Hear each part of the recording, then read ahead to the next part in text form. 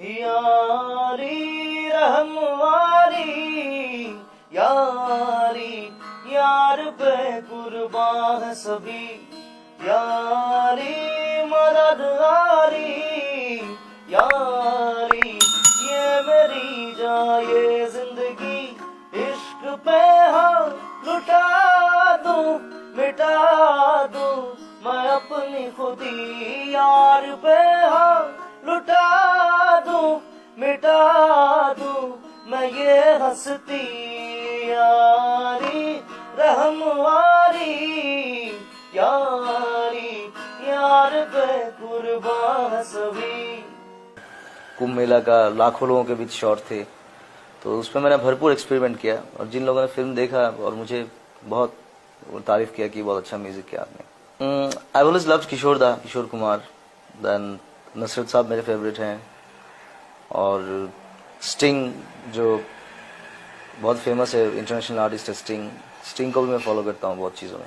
बॉम्बे का अलग मज़ा है क्योंकि यहाँ पे this is the main city in India, पूरा media production, all the creative people, सब लोग यहाँ पे एक साथ रहते हैं, एक साथ काम करते हैं, ये सबसे बड़ी बात है।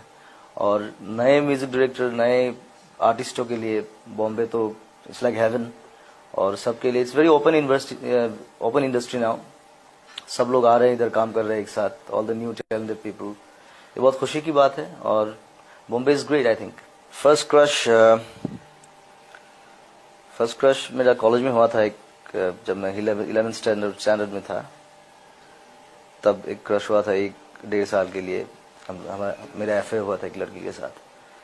बट लेकिन तब मैं बहुत ज़्यादा कैरियर को लेके सोचता था मैं, क्योंकि बहुत कंफ्यूज था तब, क्या करेंगे ये इंडस्ट्री में, कैसे अपने आप को एस्टेब्लिश करेंगे।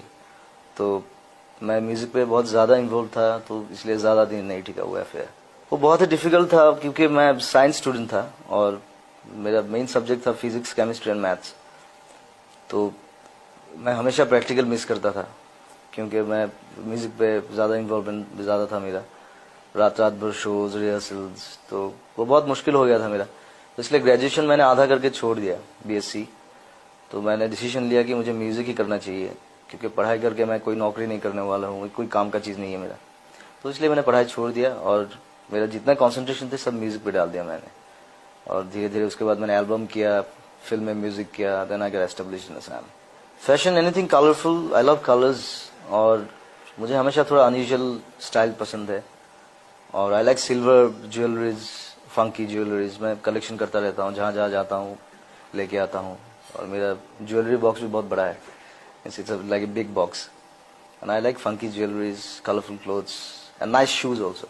मैं ज़्यादा स्पाइसी खाना पसंद नहीं करता हूँ, और आई लव थाई फूड, और चाइनीज़ भी 1-2 चीज़ें बहुत पसंद है मुझे। और एक्चुअली मैं डिफरेंट कंट्रीज़ के जो ओरिएंटल फूड होते हैं वो बहुत इंटरेस्टिंग लगता है मुझे, and I try to taste it wherever I go, the oriental country food. Assam में it's not in Assam now, it's called Arunachal Pradesh. एक जगह है तवांग जो बहुत फेमस हॉलीडे स्पॉट है अभी, और तवांग बहुत फेवरेट है मेरा। And specially Assam is always my favourite because that's my native place. मैं जब भी जाता हूँ मुझे बहुत अच्छा लगता है वहाँ पे। असमिस गाँ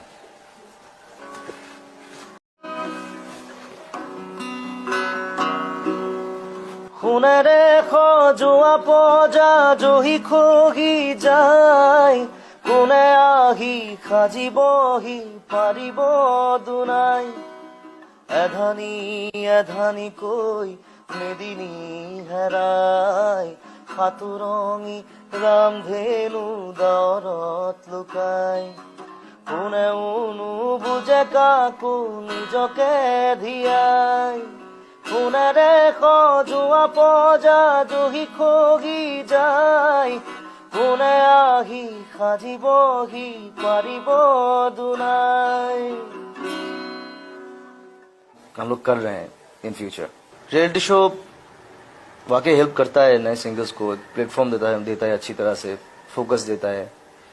लेकिन शो के बाद actually the real struggle begins after the show, क्योंकि उसके बाद अपने आप को एस्टेब्लिश करने के लिए बहुत मेहनत करना पड़ता है सबको।